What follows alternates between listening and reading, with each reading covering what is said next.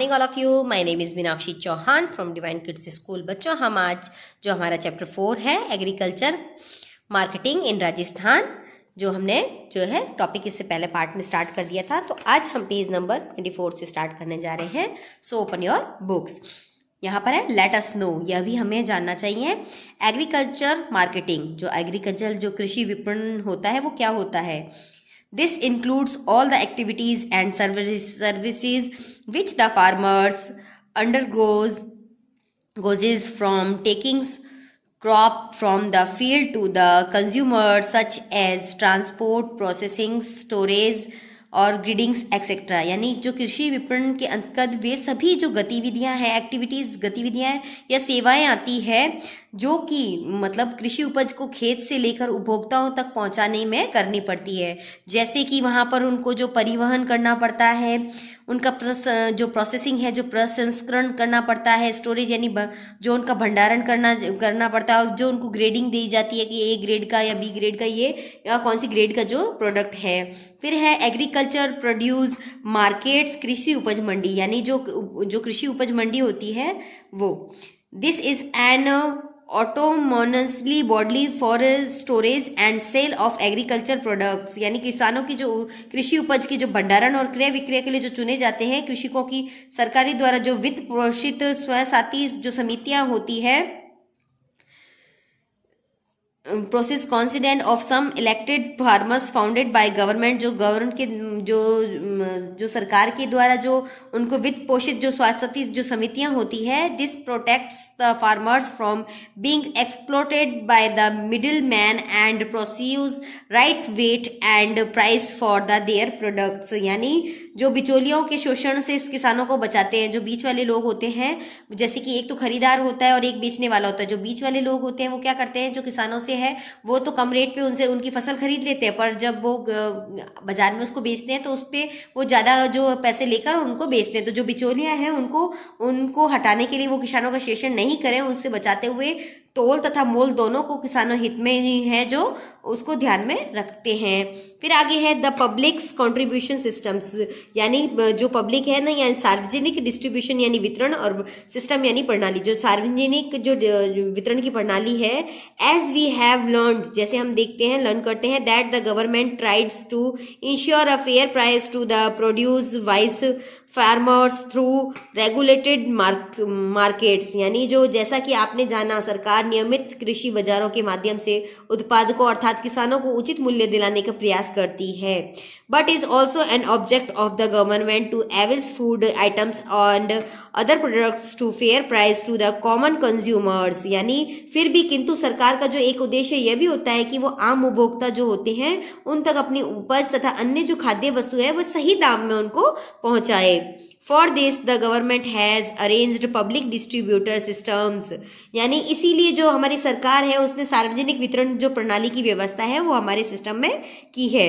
In this the government tries to deliver some products easily for items to poor consumers through fair price shops और ration shop, यानी इसमें जो किसानों से सरकार द्वारा जो खरीदी गई कुछ उपजें होती है, विशेषकर अनाज को जो उचित मूल्य की दुकानें या राशन की दुकानों के माध्यम से गरीब जो उपभोक्ता होते हैं गरीबों तक जो है पहुंचाने का प्रयास जो सरकार द्वारा किया गया है।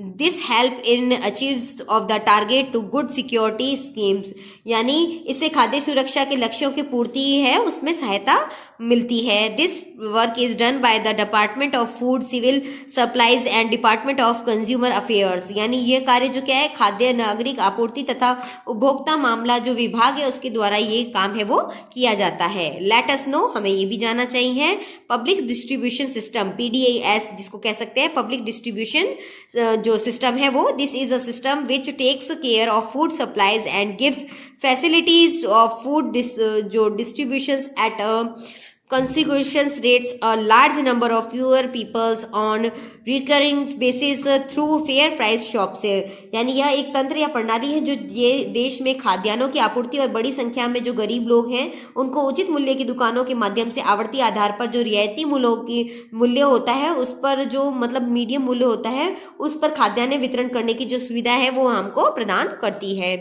फिर है fair price shop. Fair price shop का मतलब है उचित मूल्य की जो दुकान होती है उसको कहते हैं। A government run shop which enables rice kerosene oils wheats to be common man to fair और रेगुलेटेड प्राइस, यानी जो सरकारी दुकानें जो चावल, मिट्टी की तेल, गेहूं जैसी आदि चीज़ों की जो आवश्यकताओं की जो वस्तुएं होती हैं उनको नियंत्रित या उचित कीमत हो, जितनी कीमत है उसकी उचित कीमत पर उस आम आदमी को उपलब्ध कराती है, वो फेयर प्राइस शॉप कहलाती है। Pictures of a fair price shops, यानी उचित मूल्य की जो दुकान है उसका चित्र है। जैसे आप राशन की दुकान पे कभी गए होंगे, वहां पर जो गेहूं है, केरोसिन का तेल है और चावल है, हमें बहुत ही कम जो रेट में है वो मिलता है। फिर है it is the responsibility of the state government to establish a network to fair price shop, यानी उचित मूल्य की दुकानों के नेटवर्क स्थापित करना या खाद्यान्नों का जो आवंटन व वितरण करना, राशन कार्ड जारी करना, उचित मूल्य की दुकान के जो कामकाज है वो उनकी निगरानी में होते हैं।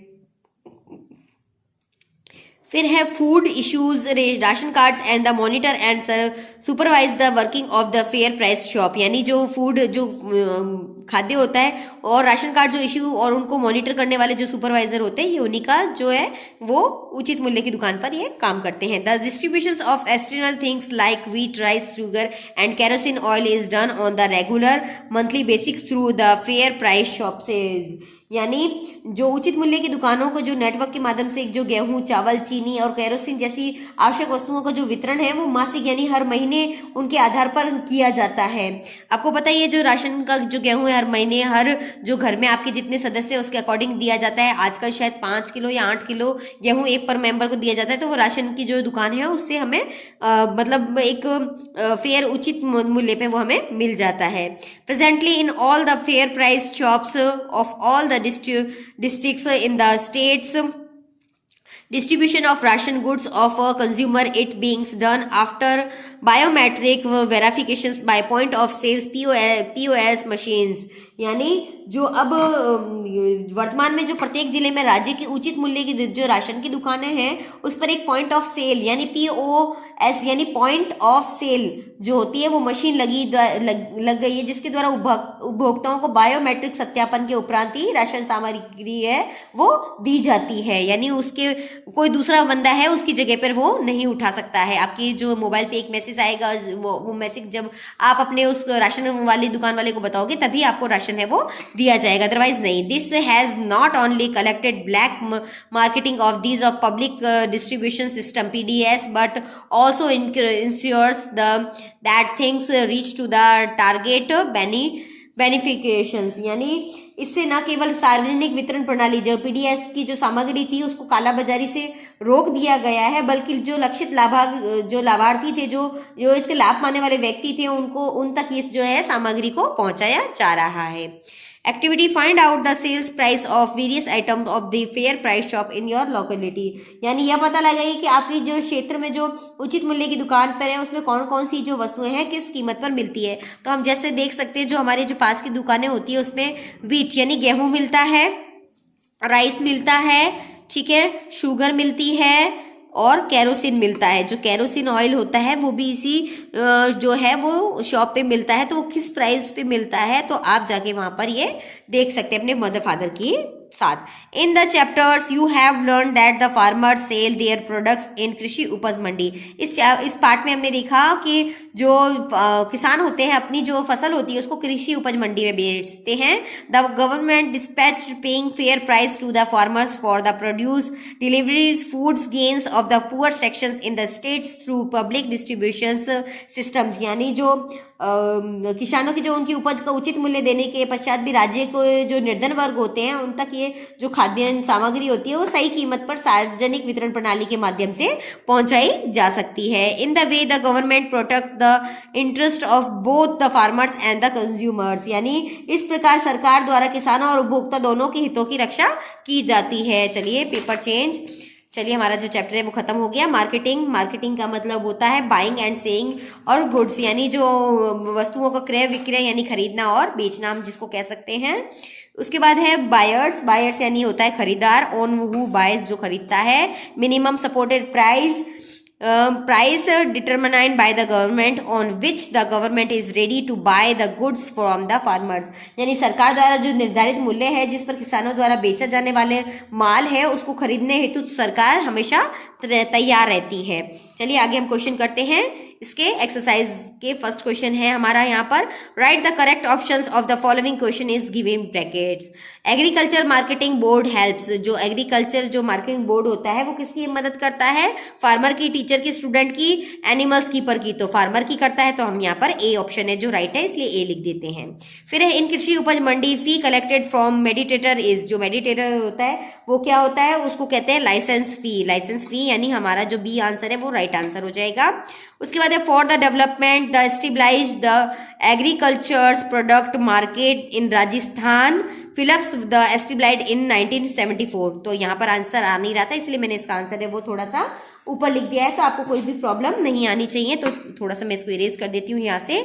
इसका आंसर है जो मैंने डायरेक्ट यहाँ पर लिखा हुआ है, the Rajasthan state agricultures was establish in 1974। तो आपको इसमें लिखने में कोई भी दिक्कत नहीं होगी। मंडियों की स्थापना तथा विकास के लिए राजस्थान में जो है वो इसकी स्थापना कब की गई थी, किसकी स्थापना की गई थी? तो राजस्थान स्टेट एग्रीकल्चर की स्थापना राजस्थान में 1974 में की गई थी।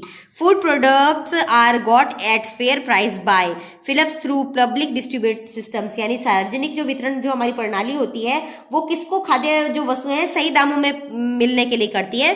तो पुअर जो कंज्यूमर जो हमारे गरीब लोग होते हैं उनको जो सही रेट में देने के लिए ये काम करती है। उसके बाद है which agriculture product have been notified by regular in the states, यानी राज्य में जो नियमन के लिए किन कृषि जो जिनसों को अधिसूचित किया गया है। तो चलिए हम इसका आंसर आपको बता देते हैं। इसका आंसर जो है देखिए, agriculture products such as central oil crops, pulses crops, cotton, mirror forest produce etc। तो यहाँ से यहाँ तक आपका आंसर है, तो आप इसको मेंशन कर लेंगे अपने बुक में पेज नंबर 23 पे। और यहाँ पर जो एग्रीकल्चर स्टार्ट हो रहा है यहाँ से यहाँ ETC तक आपको लेना है। उसके बाद हमारा जो सेकंड क्वेश्चन है वो है name two agriculture products produce market of the state which we world famous, यानी राज्य की कोई ऐसी दो उपजों के नाम जो कि विश्व में प्रसिद्ध है। तो जो हमने यहाँ पर जो 23 पेज नंबर पे हमने जो देखा था उसी में जस्ट नीचे यहाँ पर दे रखा है, in Rajasthan Jodhpur mandi is famous for cumin seeds and Ramgarh mandi Kota district is famous for corianders and fenugreeks. यानी ये जो है ये क्वेश्चन सेकंड का आंसर है, आप भी अपनी बुक्स में नोट कर लेंगे। चलिए क्वेश्चन हम यहाँ पर 1 2 हम इसको 3 और 4 लगा देते ताकि आपको जो है कोई प्रॉब्लम नहीं होगी। What do you understand by कृषि उपज mandis, what is the need for such marketing, यानी कृषि उपज मंडी क्या होती है और इसकी क्या नीड होती है। तो हम देखते हैं, कृषि उपज मंडी is a market where agriculture product is bought and sold but is different from the ordinary markets. It not only provides the facilities of buying and selling agriculture product but also help in the regional development and rural welfare. So through the markets the farmer can be bear fair price for their produce. Their markets are operated under certain rules and are also known as the regulated market. The regulations of these market is done by agriculture product market committee of कृषि उपज मंडी, यानी जो ये आपकी जो उपज मंडी है, कृषि उपज मंडी एक ऐसा बाजार होता है जहाँ पे हम जो हमारी उपज है, जो किसान है वो अपनी उपज को खरीदता और बेचता है, या सामान्य बाजारों से अलग होती है। और ये बाजार न केवल सिर्फ कृषि जिनसों की बिक्री या सुविधाओं को प्रदान करता है बल्कि जो क्षेत्रीय विकास और ग्रामीण कल्याण में भी हमारी ये मदद करता है। इसके द्वारा जो होता है किसान को अपनी उपज का उचित मूल्य दिलाया जाता है और ये बाजार नियमों के आधार पर संचालित होता है। इससे इन्हें विनियमित बाजार भी कहा जा सकता है और बाजारों के विनियमन जो कृषि है वो विपणन बाजार समिति द्वारा कृषि उपज मंडी के द्वारा किया जाता है। तो ये क्वेश्चन थर्ड का आंसर हमने समझा।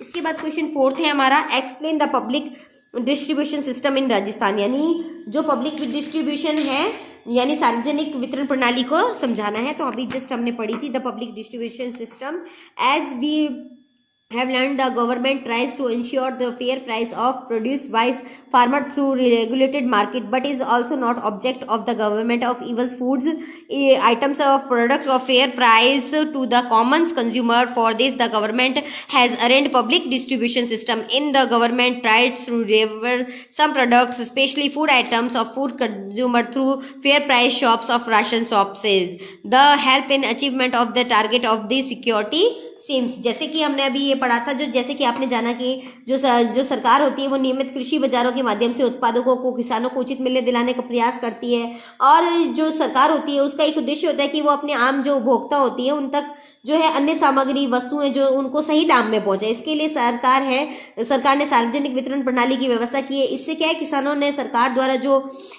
खरीद तथा उपज जो विशेषकर अनाज की जो उचित मूल्य होते हैं उनकी दुकानें, जो राशन की दुकानों के माध्यम से गरीबों तक जो है, उपभोक्ताओं तक सही चीज़ें पहुंचाई जाती है।